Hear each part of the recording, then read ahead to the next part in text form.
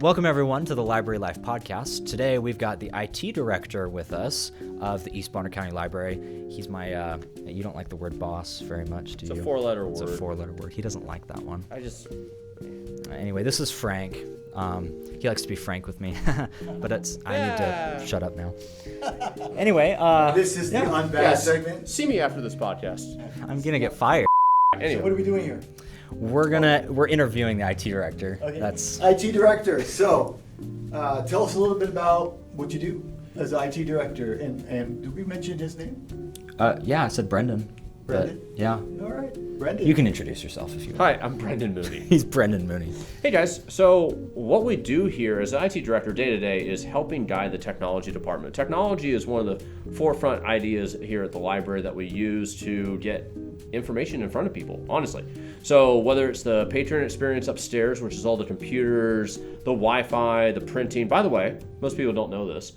Printing, by law, we cannot charge a profit. So it is the same cost we have. So if you have a big print job, come here at the library. 10 cents for black and white, 25 cents for copy or colors. It's pretty good. So, but what I do is we manage all the technology. I manage all the technology, all the programs that are on the computers, the security, the firewall, the behind the scenes networking, the network closet, the network rack, power requirements for said network rack, understanding all the pieces and parts that work together. It's really all encompassing, making sure that everything has a good life cycle for internal use, right? So we as taxpayers, right, we want good quality stuff that our tax money is paying for. So I buy business grade equipment and professional level stuff along with the software packages to make sure that it actually doesn't break 13 months into a 12-month warranty. Kind of the stuff at the big box stores you don't buy as a consumer, you ever wonder why your TV breaks 13 months later, that might have been designed in. But we do really engineer out solutions for both internal, so for our employees, and externally. So if you're a patron and you want to see something at your library, come and ask. We really have gone above and beyond for patrons that ask. If you need someone you have problems with seeing, great.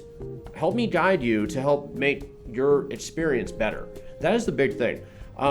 For the employees, we actually let them pick their own keyboards, which is kind of a novel concept. I know it sounds silly, but in most business environments, you're forced to use the $4 keyboard the last 14 employees have used, and it still has like the Windows 95 key on there, and they have like 4 adapters because it's actually an old PS2 connection to make it work. Anyways, I was actually just looking in the back and saw that we have a keyboard that still has the Vista logo on Vista, it. Yeah. Perfect. So, hey, that was only 7 employees ago. Oh, right. No, but so there's certain things where like designing the technology around the person instead of the person around the technology. And I really find that making sure that the technology actually works for them is a novel concept in most business environments and public-facing places.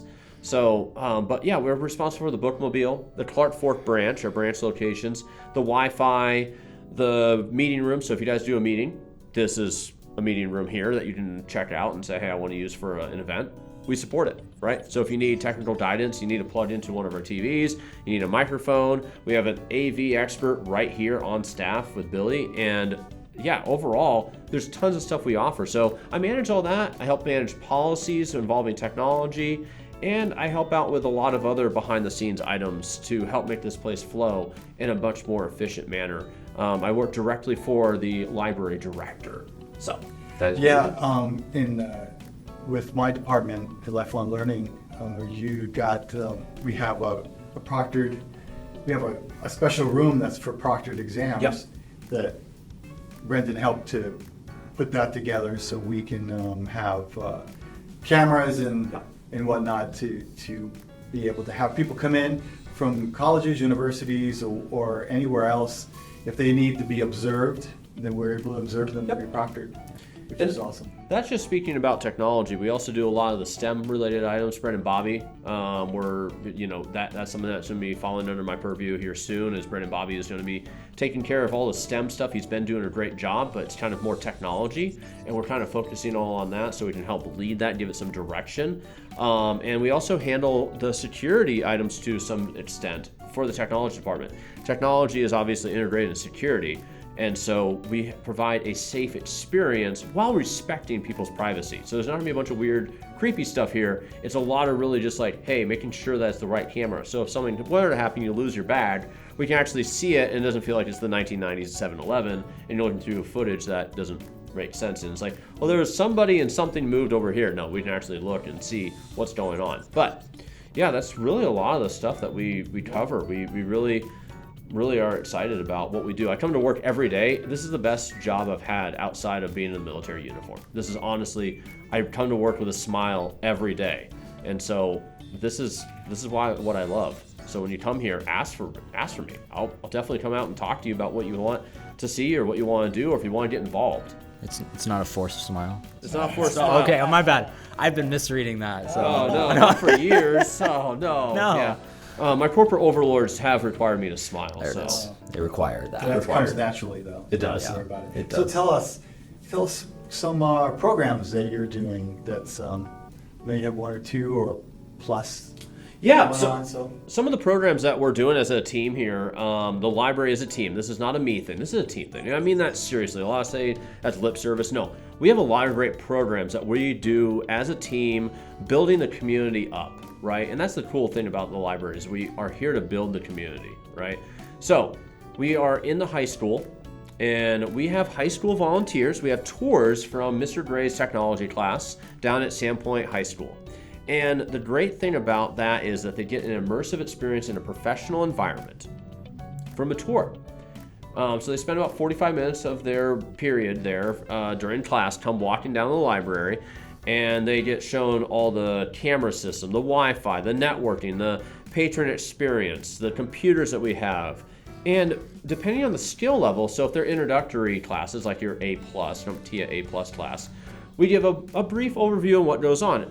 When you get more senior, and I'm not saying senior as in grade level, but more senior as in knowledge level, we start expounding more upon career opportunities that their knowledge may present to them, right? I invite the kids to look around and say, hey, everything in this room has an IT department, everything. Whether it's the drywall company over to my right here, oh wait, that's my left. That's my right. A drywall company over to my right here, or the lighting company that's shining lights on me, or the microphone, they all have IT technology items in there. Sometimes it's obvious, like a computer company obviously needs computer technicians. But I sit down and look at them, like some of the most stable IT work might be the person who manages the company that takes care of this desk here, right? You think about things outside the box. So as they mature, so more juniors and seniors come in here, I sit down and talk to them about career opportunities. Uh-oh, I see a smile on your face. Well, I thought you were going to bang the table. It'd have been funny though. But I'm gonna zoom up on that later in post too. It's gonna be like, oh, that was a scary face you made. Anyway, back to what you were saying. So, expounding upon that, we have lots of opportunity afterwards. So, we get some students, and they can be homeschool students. They can be any type of students. They can even be adults.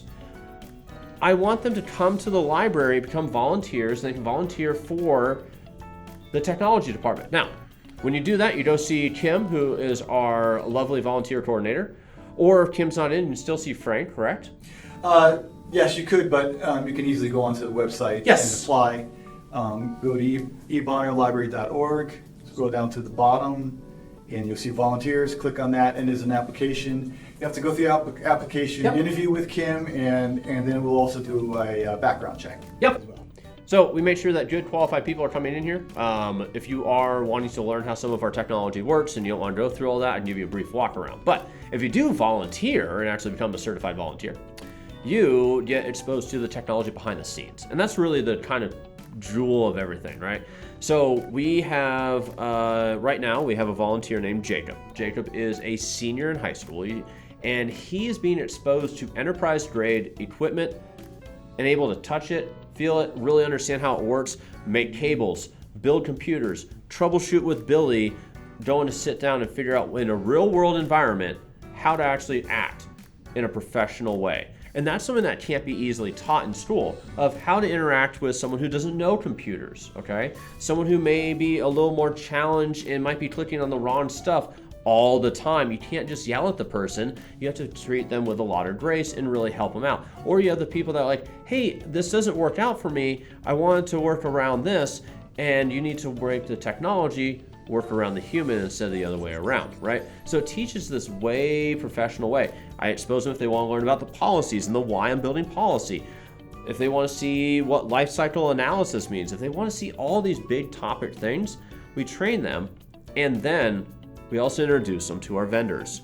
And that's some of the most amazing stuff, because that's how they get jobs. So once they actually meet these people, they go, wow, do you guys have any opportunity? And I can sit there and say, he has been here for this amount of time, or she has been here doing this, and this is the skills I've seen them progress in. I can write a letter of recommendation for that employer and say, look, he might be starting out or she might be starting out, but you don't have to worry. I've seen them document and show up on time, do what they're asked, and get in the uniform of the day.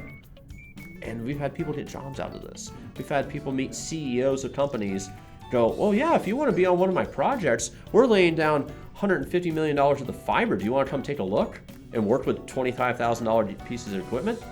Yeah, sure. And that's something that's really cool about this, is that we're able to do that here at the library. Yeah, you were mentioning having exposure to talking to other people and interacting with people. One of the things that we also have are tutors. We have tech tutors. Yes. And so, like you were saying, talking with people, finding out what their problems are and helping them and communicating. Because I think my experience has been sometimes some people are really good technology-wise, but they can't communicate very well. And so I'm not saying everyone, but sometimes that happens, and then they get the experience here, be able to be with people and help them out. It's one of the rare opportunities too here, because as you were saying before, in a corporate environment, when something breaks, it's like you can be losing millions of dollars over something. Whereas here, we're a public library. So if the cameras go down or the patron computers go down, we can actually sit down with some of the volunteers or some of the staffers and go, okay, let's go through the troubleshooting process. Let's figure out how to fix this issue. What broke? How do we fix it? And then that gives the person who's volunteering some practical experience to actually mess with something they wouldn't normally get to. Right. And I allow a lot of the volunteers, if it's non-business critical, meaning it's not going to shut down the library, I let them figure it out. Well, what if it's down for 20 minutes? Okay, did you learn something in that 20 minutes? Awesome opportunity. I'll tell the person that you're learning. If they have an issue, then I'll resolve that. But that is a rare thing in a business environment, to actually be able to learn these things, because I say, you do this at a big name company, that's multi-million-dollar losses going on per minute. And so you really can't say, hey, do you want to learn how to do this? You're usually watching over someone's back, and they're very high stress, and they're not exactly going to teach you what every command line that they're punching into the switch is and why. Okay, because that takes extra seconds, it might distract them, and they might break more things by accident. So yeah, no, perfect point. Good. Well, is there anything else you would like to promote and or talk about regarding your department? Yeah, so we have a lot of other items that definitely want to promote, and so kind of hinted at before. With the volunteer opportunity, there is a job pathways program that Brendan, Bobby, and I have been working towards, and STEM-related career opportunities. We're always here to do non-STEM related opportunities, so if you have needs for help for your job, your resume, we have tons of resources. But in the STEM field, which is a much needed field for America to have good employees, we are teaching people, not just kids, I don't care what age group you are above teenager, you can come in and learn a new career. So if you're stuck at a dead-end job and don't feel like you can get above, we have a pathway for, if you come to the library, volunteer, we can actually get you into a position where you tell me what you're looking for. And I sit down and we look at your needs, we look at what you're trying to get, what you're good at, and we're able to actually get a career path for these people that actually makes sense to them. Going back on what we were talking about with the employers coming here, okay? We have relationships all throughout the community. So if you show up on time, do what you're asked to do in a polite manner, right? We're not telling you, hey, thou shalt. You're a volunteer, so we're gonna be respectful of that. But if you show aptitude, I can tell this aptitude to a hiring decision maker at a company saying, hey, look, you're looking for X, Y, or Z for your company? I have a great person. She shows up on time. This is exactly what she's gonna do. and here's how they're going to work out for your company. Do you want to take a risk on interviewing? And the answer is usually yes, because the library has such a great reputation in the community, because of the great people we have here, that our word actually goes a lot further than maybe someone recommending off the street, right? And so we train you. We can get you pathways for certification. There is talks of possibly doing sponsorships for certain certifications, and we will cultivate the next career opportunity. What else you have that's going on? Well, this whole podcast here is like a work between the Lifelong Learning Center and IT. Yeah. Yep. So this is kind of like came about by everybody working as a team, which was awesome. Yes. Yeah. And now we're hoping in the future to also with IT to provide some kind of training for doing like video editing, Yep. audio editing, Audiovisual, yeah. and anything like this. So that's something in the future that we're hoping to be able to do together as well. And something a lot of people actually don't know too is everything in here, from the lights to the microphones, everything. This was a collaboration specifically of us three, of putting together something that looks good, and we're able to reach out to the community and show some of the resources that we have, because it can be hard sometimes to get some of those resources out the building and see for people to see what we can actually do here. Especially with the program that we're planning on doing for the kids between 9 and 15. This will actually give us a lot of opportunities to prepare kids that have an aptitude for this type of stuff to actually work their way out into the job world, and they're not just left out to dry like so many high schoolers are. They're kind of left to figure it out on their own. But So we have the comment section open. I think So so. maybe we can leave it open for people if you're I'd like to, yeah. Give us some input of the things we talked about. Yep. If that sounds like something interesting to you, or would you like to ask about something else that's in the same line of all of this? Just let us know. The biggest experience, give us something if you want to see something that might cost a little bit too much money. So let's say, man, I don't think I'll ever be able to afford to touch a real live video editing computer. I know those are $5,000 or $10,000. Did you guys know that the library has one of those that you can, in the future, go and learn on with Da Vinci, which is what they use in Hollywood to build films? Yep. Like, this is the kind of stuff that you find at your library. We're not just books, okay? And if you have struggling with internet at home, we have hotspots. You can take a Chromebook home, and I want to talk about that with our new telehealth kits. But yeah, so you take a Chromebook home with a hotspot and go and explore stuff. It's really outstanding. And we have the fastest internet in North Idaho. Yeah, fastest internet. Fastest internet. Comment in the section if we don't. Or is it the slowest? No. Oh, It's the fastest. he said it's the fastest. The IT director Fastest. said it's the fastest. Fastest. We have 56K baud modems, right? Oh man, it's like dial-up from the night. No, I'm kidding. Yeah, that's right. I remember those. I don't. It's the save button. Yeah. And don't copy that floppy, kids. That was a good impression, actually, of something I've never seen before. No. All right. Thanks for having us, Brendan. Yeah, no problem. Did I have a choice? Did you see how I said thanks for having us? Did you see how I did it? So we're not done yet. I don't know why I got up. No, I didn't. Yeah, I didn't like, stop geez, it. I didn't- We'll just continue and let it flow. Oh, so the other thing is, Let it go. with what we Own have, it. as we Own it. mentioned, there's this connection between Let it hardware. go. Oh. There's this connection. It's Okay, fun. I just lost control now. So this connection between the hardware and the software and programming and all of that. So we have that here at the library, where a lot of the equipment that we have here are semi-pro, pro. Yes. So it's good stuff, and then we will be able to have you do something worthwhile. Yeah, and we're planning on doing programs for audiovisual stuff, recording, editing, doing music production stuff. We're going to have programs on all of that for people to actually come in and learn. Now, one of the programs I really want to emphasize that we just won a grant for, actually, from the Department of Health down in Boise, is from our state. We actually got telehealth kits now. And these are awesome, okay? These are Chromebooks. Now, they were going to give me one Windows computer, and I was like, look, all this needs to be able to do is run a Zoom video session off of a browser. All right, so we, instead of getting one, I got 4 Chromebooks for our district. And we have we have tutoring rooms. We have 4 tutoring rooms that are available for using for telehealth visits. Now, what is telehealth?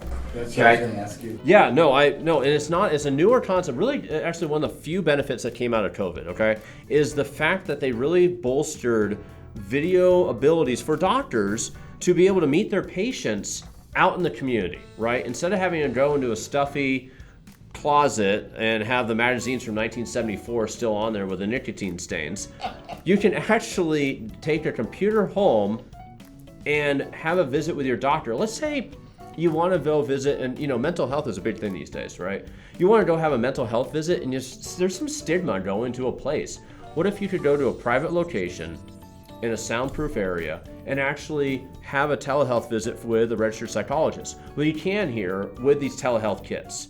And they have a Chromebook, they have a sound machine to help induce ambient sound. You can leave outside a window or outside a door so you don't have to worry about someone eavesdropping. We have nice backlighting areas, so they have a nice ring mount for video. So if you need to show a doctor a particular, maybe you have a rash or something like that, you need to show it on your shoulder, they need to see detail, so you can actually have that with detail. So there's a lot of cool things with that. Right, and that is something that is able to be checked out. You can use in the library. You talk to Frank or our tech desk, and they can get you a private room to have a telehealth visit. Let them know it's for telehealth, so we can respect your privacy. Right, but you can also take these home, or you can take them out somewhere else. Right, and if you don't have internet home, we have hotspots. I'm sure you guys know we have hotspots available to check out. So if you want to have that coincide, talk to our info desk or talk to our tech desk. They can get you all taken care of. Make sure that you get a hotspot alongside one of the telehealth kits. Yeah, if you wanted to use a room here at the library, there's a way to go online and you can click on meeting rooms, and there should be a part on there to ask for tutoring rooms. Yeah. At least give everyone enough time to know that you're wanting to schedule out a room. Just don't walk in out of the blue. Yep. It may be difficult because we have tutoring going on and whatnot. So These tutoring rooms get a lot of use. They do. yes, they get a lot of use, and we want to make sure we get a room available. And so it makes it a little bit easier for everyone. But I would go with, I would like to take one of those telehealth Yes. backpacks. They're in the backpack. Yeah, they're in a You can go convenient home backpack. and do it in privacy of your home. And like Yep. you said, if you don't have Wi-Fi, you can use those Hotspots. And one other big key thing that we really need to emphasize is we don't keep any of the data on the computers. Billy and I have actually engineered it out where every time you restart the computer, it completely wipes it. So no personal data is stored on. So they are HIPAA compliant, so you don't have to worry about that. Now, that is just so important because of how much stuff is going on. If you're having a private meeting, you don't want to be saving that on the desktop and go, well, there's someone else's stuff. It can be really awkward. So we have engineered it out so you can't save anything on it. It's a Chromebook, so there's not a lot they can do. We've really locked them down to really be for telehealth use only. So you can still log into your email accounts, click on all the links, but if you restart it, it's going to log you right back out and power wash it. So Because you said you got it from the Department of Health, right? we did, yes. So these are Chromebooks designed or meant to be used for Yes. It's not like we grabbed some We didn't grab them from Walmart. from Walmart or anything. These are specifically have the specs and everything that they want for that. So Yep. good. Very cool. Yes. Well, thanks for joining us on our podcast. I had an option? No. Okay. All right. Well, I leave now. All right. Well, thank you.